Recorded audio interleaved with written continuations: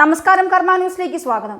പ്രധാനമന്ത്രിയുടെ പരിപാടിക്ക് മണിക്കൂറുകൾക്ക് മുൻപ് പൊട്ടിയ ഉണ്ടയ്ക്ക് ന്യായീകരണവുമായി ADGP മനോജ് എബ്രഹാം. പ്രധാനമന്ത്രിയുടെ സുരക്ഷാ ഡ്യൂട്ടിക്കുണ്ടായിരുന്ന പോലീസുകാരന്റെ കൈവശമുണ്ടായിരുന്ന തോക്കിൽ നിന്ന് അബദ്ധത്തിൽ വെടി പൊട്ടിയതല്ലെന്നും ശരിയായി പ്രവർത്തിക്കാതിരുന്നതിനാലാണ് അതിന്റെ വെടിയുണ്ട തറയിലേക്ക് പൊട്ടിച്ചു കളഞ്ഞതെന്നും പോലീസ് വിശദീകരണം നൽകുന്നു.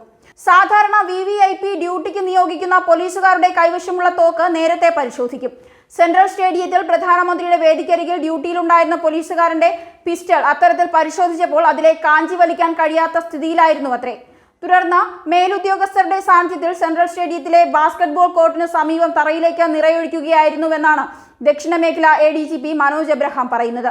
അതിനുശേഷം ഈ ഉദ്യോഗസ്ഥന് മറ്റൊരു തോക്ക് പകരം നൽകി. കൊല്ലം AR ക്യാമ്പിലെ പോലീസുകാരന്റെ കൈവശമുണ്ടായിരുന്ന തോക്കാണ് പ്രവർത്തിക്കാതിരുന്നത്. ഒരു രാജ്യത്തിന്റെ പ്രധാനമന്ത്രിയുടെ വരവ് പോലും മുന്നിൽ കണ്ട മുന്നൊരുക്കങ്ങൾ നടത്താൻ കഴിയാതെ പോയത് സുരക്ഷാ ഉദ്യോഗസ്ഥരുടെയും ബന്ധപ്പെട്ട മേലധികാരികളുടെയും വീഴ്ച തന്നെയാണ് എന്നത് പറയാതിരിക്കാൻ തരമില്ല. എന്നാൽ സ്വന്തം കഴിവുകേടിനെ തന്നെ ഇത്തരത്തിൽ താഴെ വെടിവെച്ച് നോക്കിയതാണ് എന്ന് ലാഘവത്തോടെ പറയുന്നത് തികച്ചും നിരുത്തരവാദിത്തപരമായ സമീപനമാണെന്ന് ആക്ഷേപമുണ്ട്.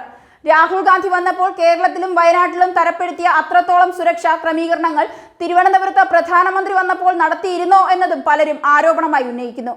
പ്രധാനമന്ത്രി എത്തുന്നതിന് 3 മണിക്കൂർ മുൻപായിരുന്നു സംഭവം. അതിനുശേഷം ഡ്യൂട്ടി പൂർത്തിയാക്കിയാണ് പോലീസുകാരൻ മടങ്ങിയത്.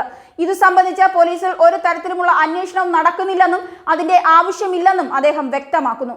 തോക്കുകൾ സ്ഥിരമായി ഉപയോഗിക്കാതിരിക്കുന്നതാണ് ഇത്തരത്തിൽ സംഭവങ്ങൾക്ക് ഇടയാക്കുന്നതെന്നും ഉന്നത പോലീസ് ഉദ്യോഗസ്ഥർ പറയുന്നു. ന്യൂസ് ഡെസ്ക് കർമ്മ ന്യൂസ്.